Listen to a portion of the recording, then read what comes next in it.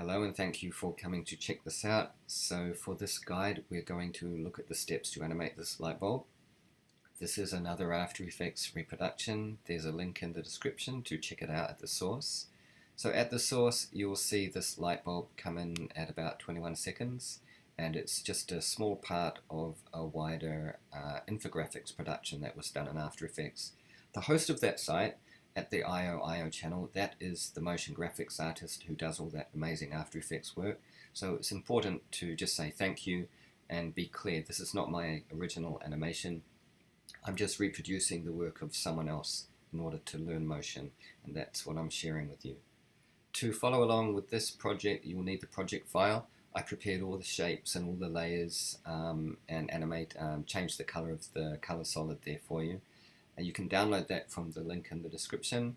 It was done in Motion 5.4.1, so if you haven't updated, you won't be able to open the project.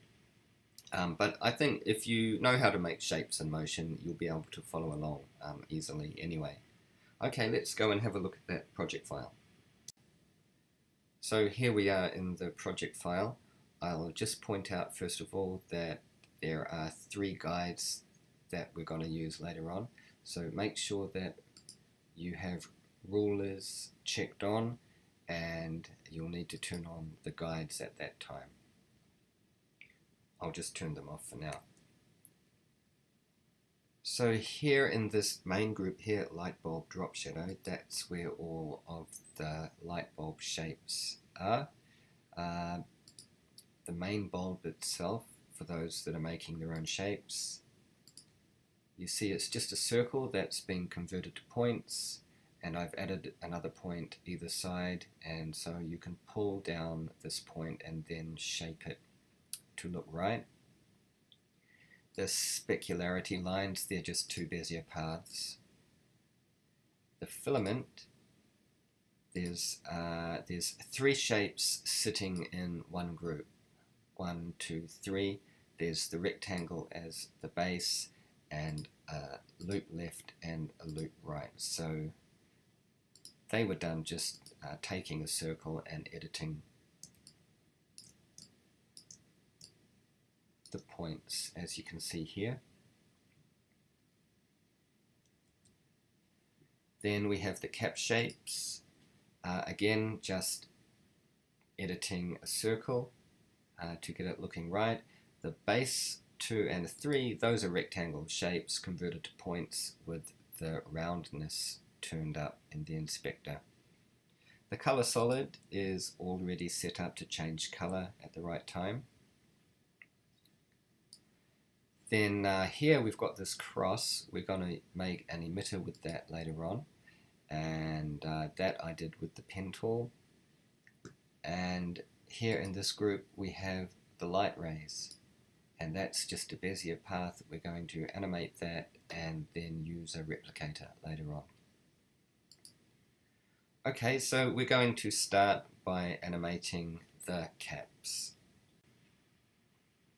Let's just close up the solid group and lock it, and then we can close up emitter shape, light rays, turn them off. You can close the bulb shape and turn that off for now. So we want to grab base 1, come into the inspector. For scale, we're going to add parameter behavior overshoot.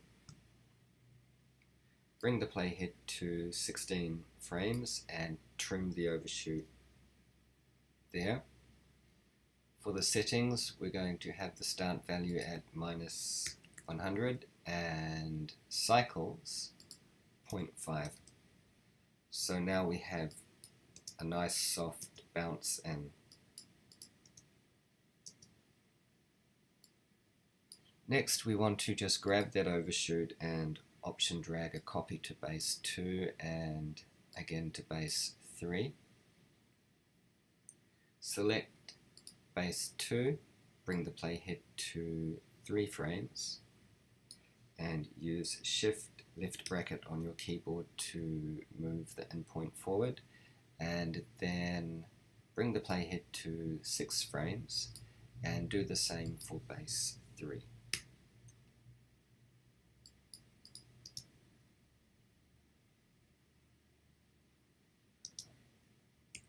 Okay, so the caps are all animated. Next we're going to do the bulb. We'll just close up the caps group there, turn the bulb group on and open her up. And we're going to select the bulb shape. Bring the playhead to 9 frames. And in the inspector we're going to add parameter behavior overshoot. Trim the overshoot behavior to actually grab the bulb shape and trim it to start at the 9th frame there. So for this overshoot, you'll notice the bulb shape is already starting from 80%, so we want our overshoot to be -80 to start. Ramp duration at 50 and cycles again 0.5. Bring the playhead to 29 frames and trim that overshoot behavior out there.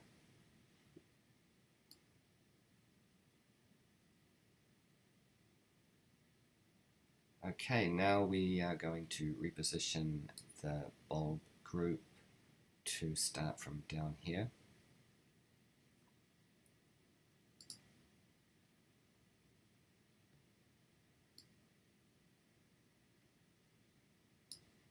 So grab the y-axis and just pull it down so we get the bulb sitting within the caps there.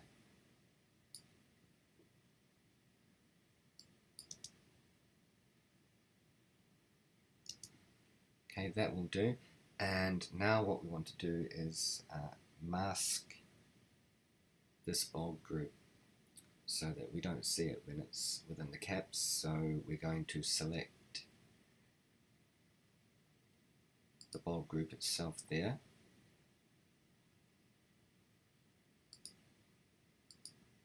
Not the light bulb drop shadow group, just the bulb group.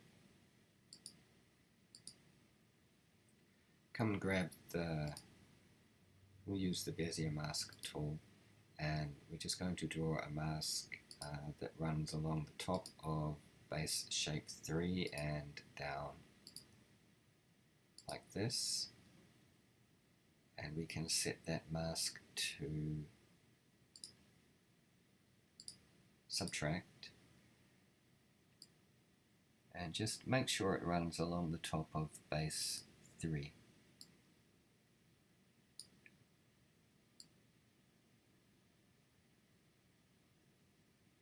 Okay, then select the mask shape, come into properties, come to the Y position and add parameter behavior link.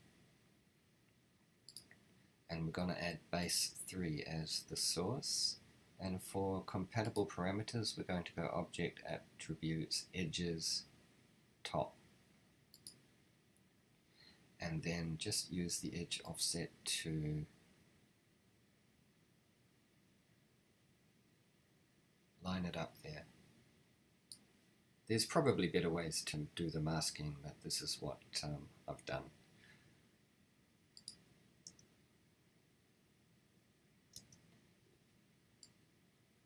So just with the playhead here, we can check to make sure the bulb's not, that the masking's working well enough. I'm just going to grab that link and pull the edge offset down a little bit more.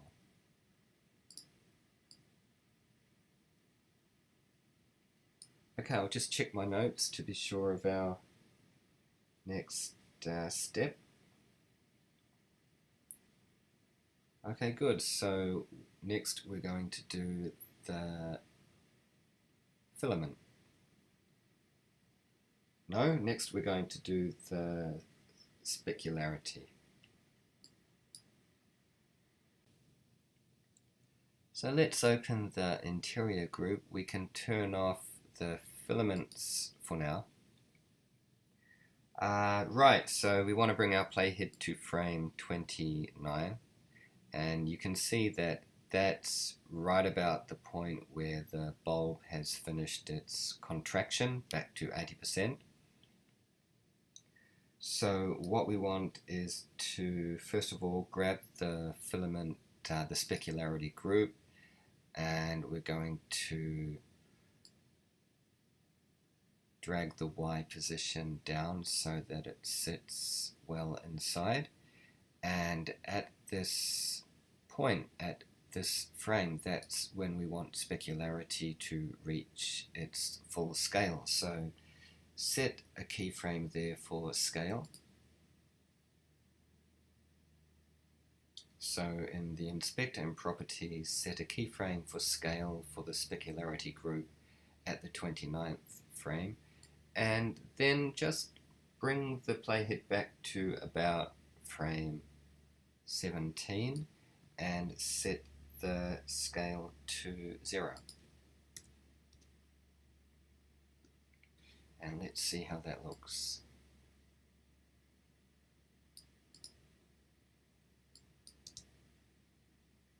Yep, that's you can adjust it later to look better, but that sells well enough, I think, like that.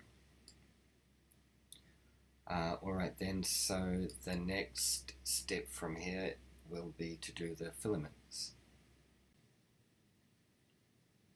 Let's turn on the filament group. We don't need to open it up.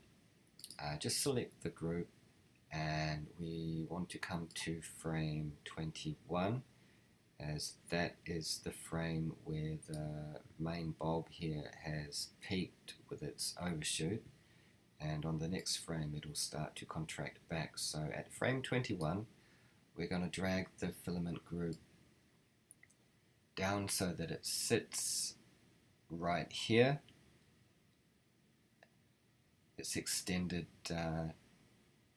like to the maximum, and the base is just sitting down there inside the mask, and we'll set a keyframe at that point.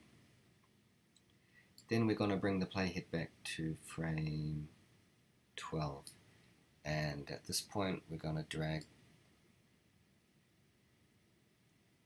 it down there on the y-axis so that it sits inside the caps.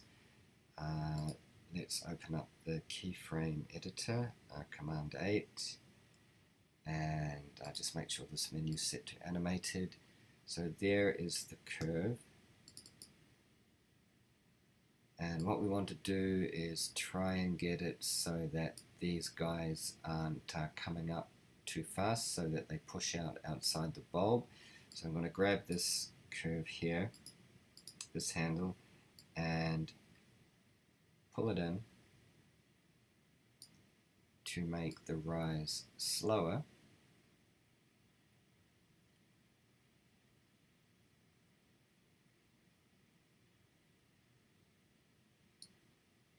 Then I'm going to grab the bulb itself, duplicate it, turn on the fill for the duplicate, select the filament group, right click, add image mask, and drop in that bulb copy as the source.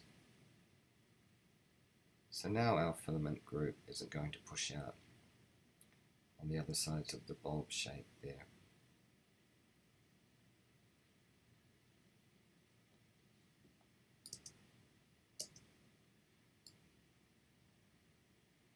And I might just offset its rise by one more frame to slow it down, that ascent.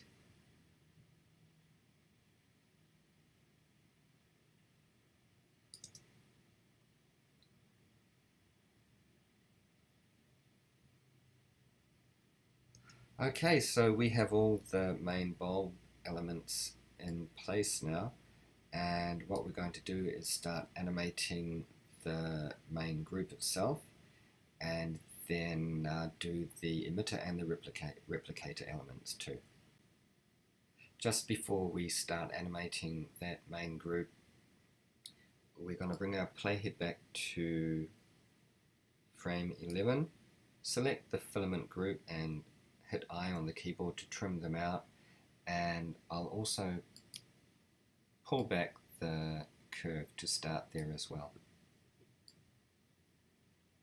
Okay, bring the playhead to frame 16, select the total group there, Lightbulb drop shadow, come into properties, set a keyframe on the Y position. And we're actually going to ignore these guides we had. It turns out we don't need them. Bring the playhead to 23 frames, set the Y position, gonna move it up to 50.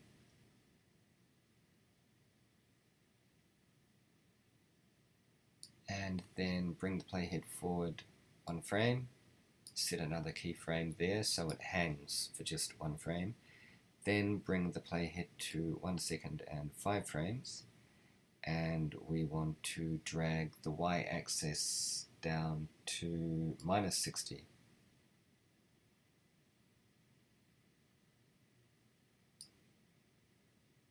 Around about there. I'll just make that exact. And then from 1 second and 5 frames, bring the playhead forward to 1 second and 9 frames. You'll see the color solid changed to a brighter tone there.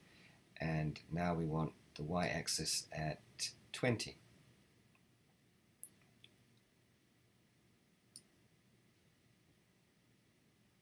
So you see I was dragging around the sliders directly in the box so that it gives us a smooth curve in the editor without having to play with the handles. Let's see how this looks.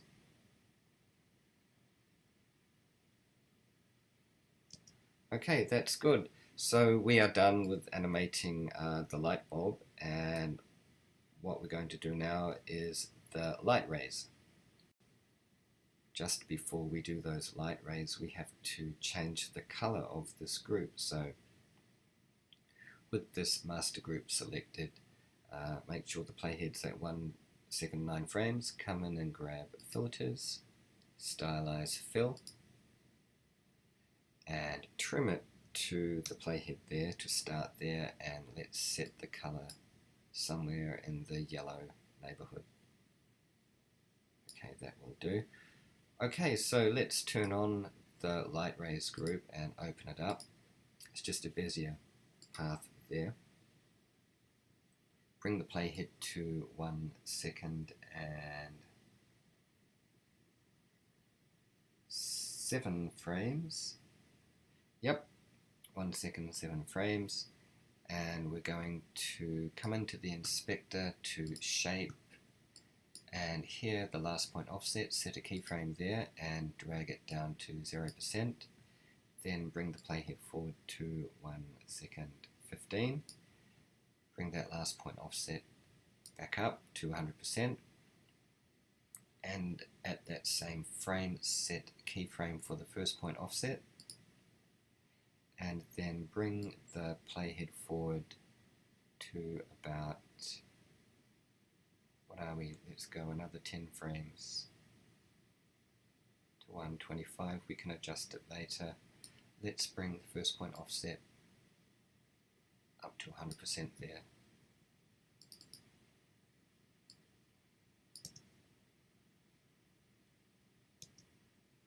Just bring my play range out forward a bit.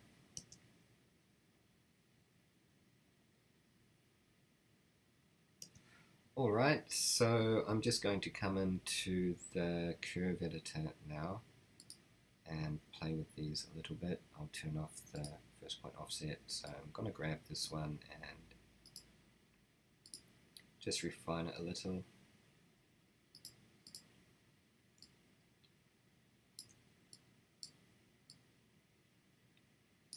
And I'll grab the first point offset and do the same.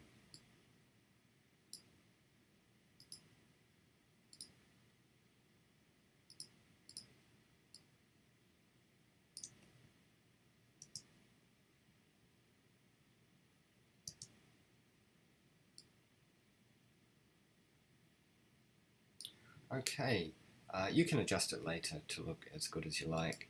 So we're going to select that ray shape now, and just checking my notes. Yep, we're going to replicate that. I'll just bring the timeline back in.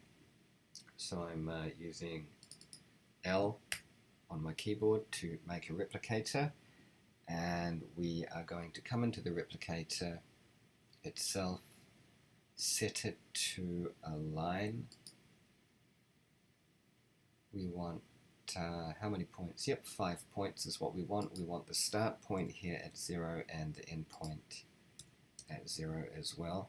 And note when I select the actual ray object, you see the anchor point is right down here, well past the shape. So that's going to allow us to fan the points out. So with the replicator selected, come down here to align angle and check that, and then we want to move angle, set the angle, angle end first of all to fan them out, and then we can set the angle.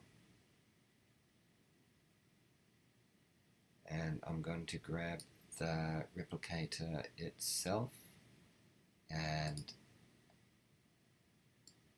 pull the Y position down so that it hugs the bowl a bit more, and we can keep playing around until we get it right. So I'm just going to play with the scale end a bit and scale randomness a little bit. No, I'll undo that until I get it right here. Okay, there we go. So I'm just fanning out the angle end and the angle end a bit more. Right, so that's into place.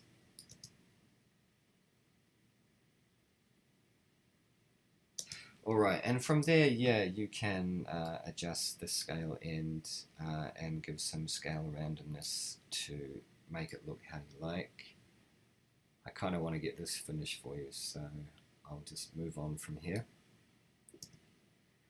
So we've got the bulb done, the light rays are done, and the next step is to make the shapes flurry down the bottom with that emitter. So let's turn on the emitter shape group. Actually, let's open it up. First of all, I'm going to increase the width to about 40. And then I'm going to use E to create an emitter. We'll work out the emitter details and then we'll move it into positions. So first of all, we want this emitter to run from 1 second and 5 frames there, so I'll trim it there, and it's going to run for 1 second and 15 frames. So from 105 to 205, so about to 220.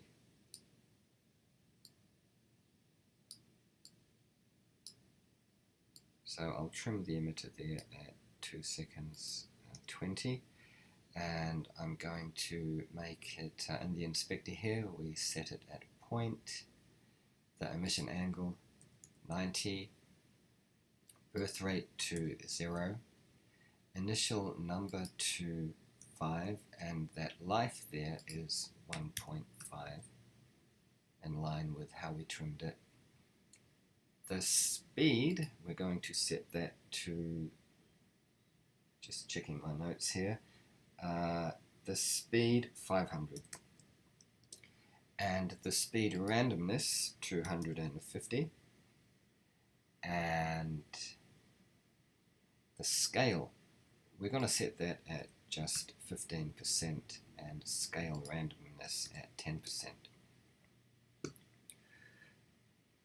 So in the canvas, let's just turn off the lines, you can see some things happening there, and we want to do few more things now. So we want this emitter to start from around here, so with the playhead at 106.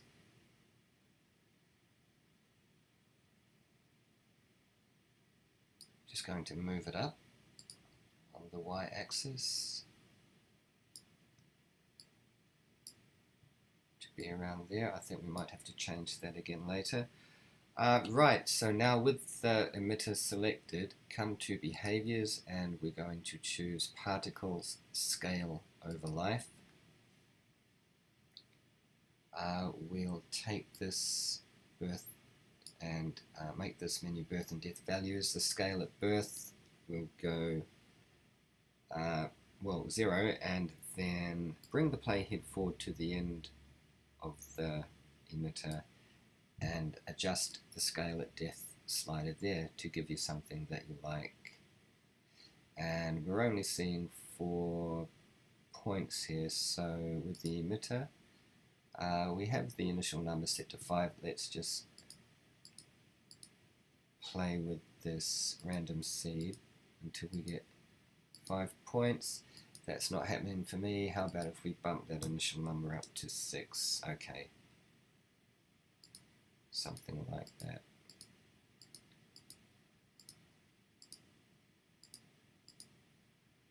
Okay, that looks not too bad.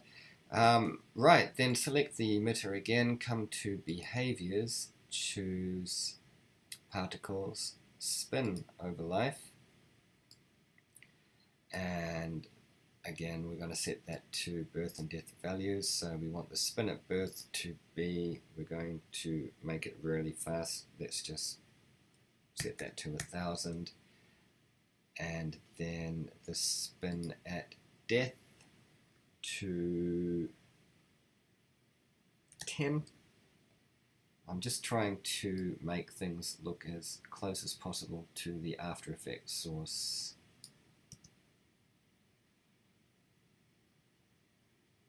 Okay, I want that even faster. 2000. That's more like it. Okay.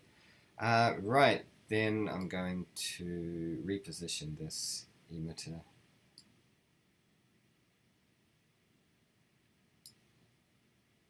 With the playhead around here.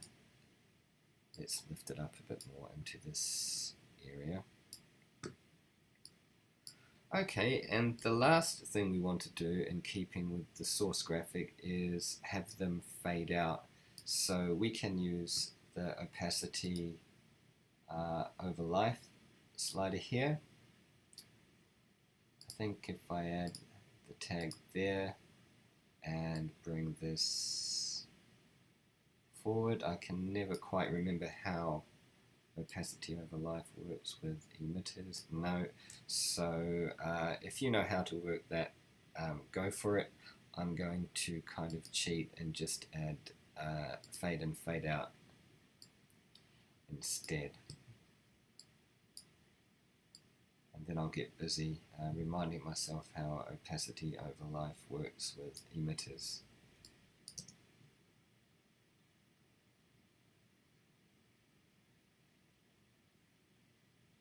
Right, so that is the project completed. Thanks for sticking around to the end, and please do go and check out the source graphic at the ioio YouTube channel. You know, it's full of really good ideas for animation there, regardless of what software you use. I hope this was helpful for your future projects, and thanks for watching.